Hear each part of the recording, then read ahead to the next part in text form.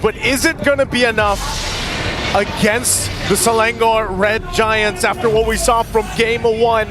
They've got to bring it all together and literally give it their best in this one to extend the series to a Game 3 and keep their hopes alive in the tournament.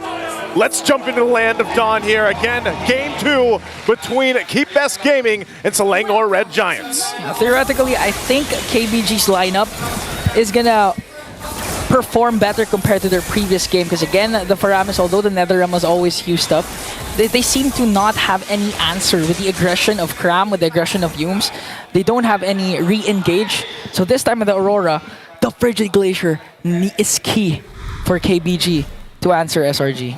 You think that time, or this time around, the Aurora is enough to stop the implosion setups that we saw previously, you know, because obviously, like LaFell said, he's not going to be imploding on his own team. So is the Aurora enough to go ahead and handle that now that we have some time to talk about this? Do you think that's a big enough change in that lineup from KBG to at least slow things down against SRG? Yeah, might be enough for Selangor Red Giants to think twice if they were going to overcommit if ever Yums decides to go with the implosion, because again, the threat of the Frigid Glacier is just too immense, and at the same time, they have enough crowd control this time with Windreturn having the Edith, so they're not just going to rely on Tracy with the initiations of the Jeet Kune Do or the Way of the Dragon. The Earth Shatter Flicker combination might just be enough to get huge pickoffs.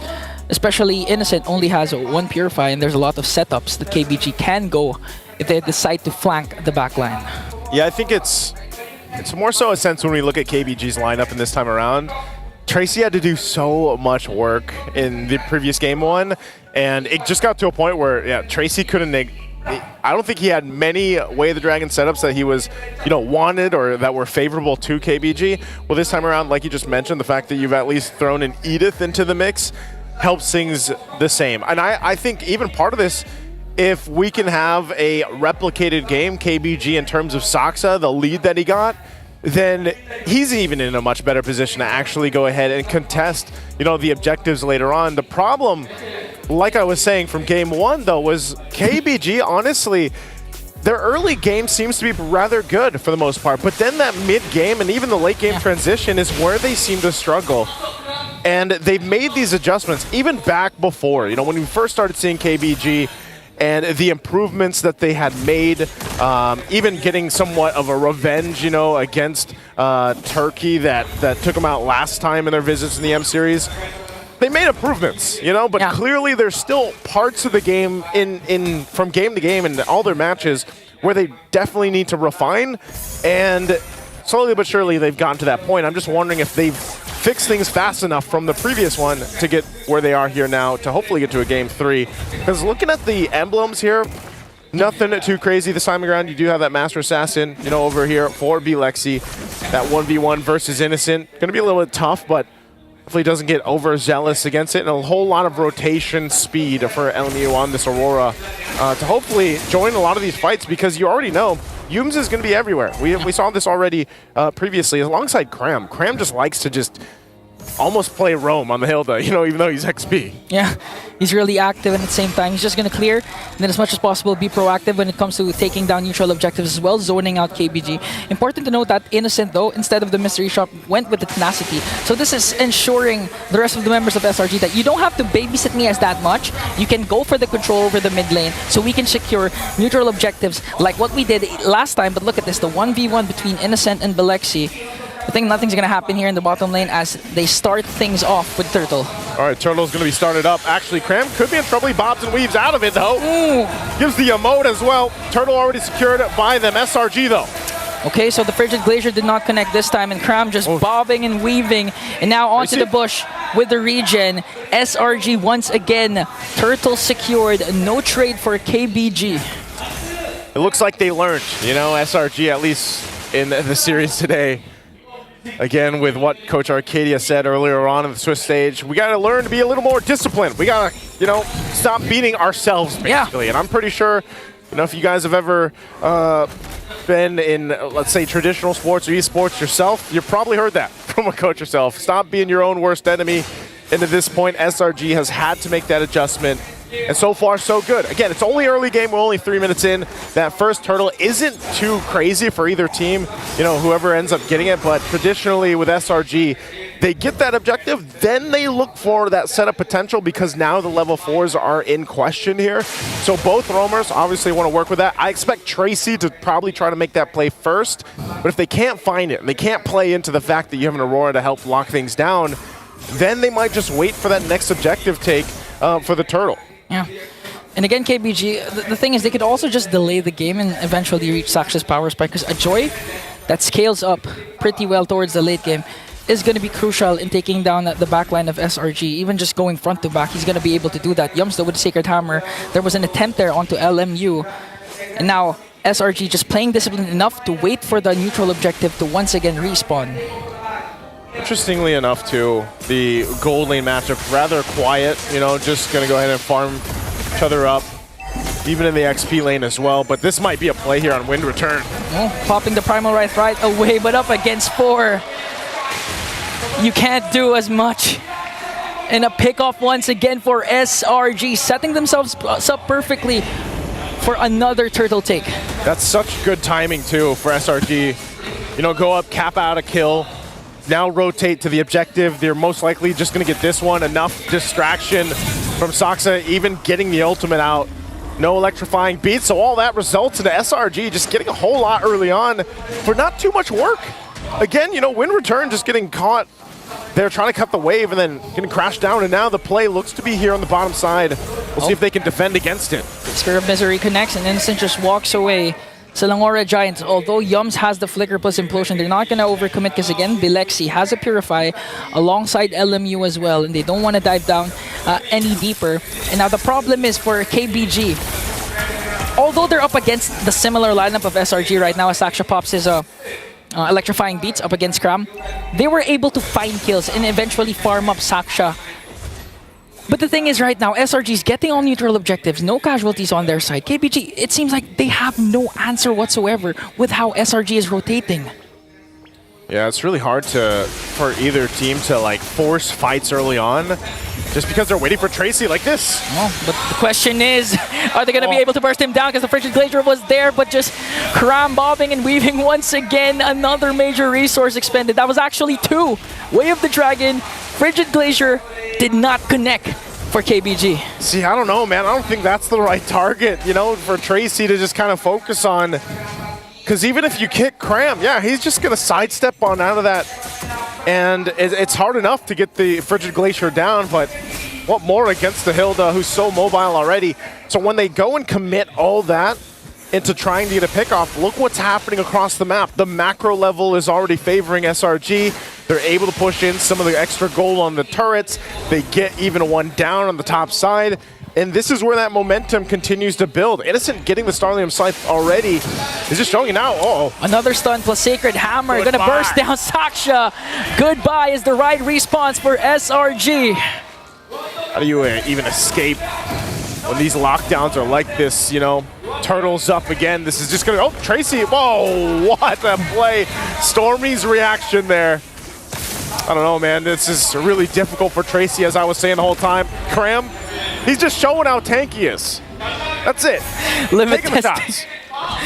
Limit testing with returns Primal Wrath, doesn't care, and now just goes in back in the bush, heals up, has an additional shield. It's like they're unbothered with 3k gold lead, and now they're going to move past that and just go for Tracy.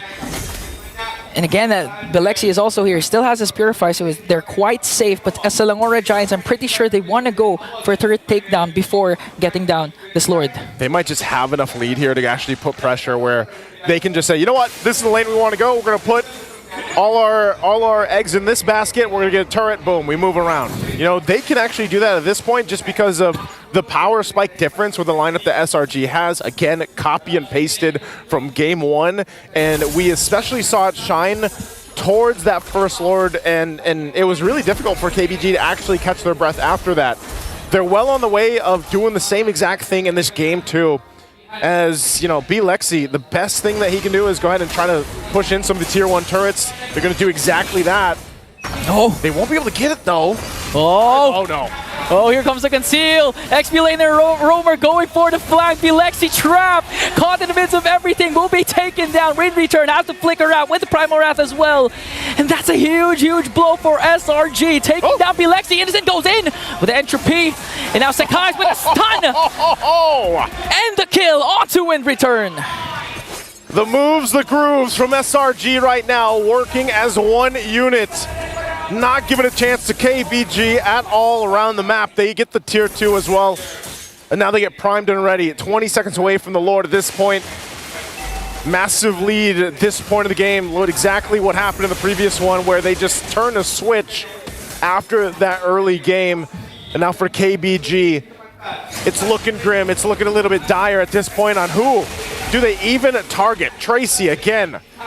Who does he kick? It's Yums and Krams every single time, of course, in the front side, and you don't really want to kick one of them. You kick Yums, boom, implosion into the team. You kick Kram, he's just going to run away. You know, at that point, you don't really have a target here for Tracy, as that Lord is already easily secured for SRG. So now the question is, how does KBG defend against this deficit? And with this lineup, to go against this march in from SRG. Yeah, going in 5v5 clashes with the numbers advantage, so that means getting a pick off before Selangor Giants commits their major ultimates like the Implosion, as well as, in the sense, Entropy. KBG really needs to bank up on that and again try to mitigate the pushes that Selangor Giants has by utilizing the macro advantage that they have with this Moscow. But again, if you're Moscow and you're trying to split push, a lot can actually chase you. There's Kramm, there's even Sekyss. Oh. Okay. Turret already down. Kramm just went up there because he wants to stop saxa from taking the Lord down. Like, he wants to delay it a little bit. That's it. And that's the thing. That's the thing we were saying. Make sure to not let SRG utilize the pushes that they have. Again, Yums with the miscast, I believe, with the implosion there, so there's no implosion here. Tracy gets a kick, but quite off angle now. It's getting taken down by 4. One member down for KBG, and now they're working on the mid lane turret. Mid lane turret, tier 2, already down. Holy Shield still up, but gonna be popped here as SRG.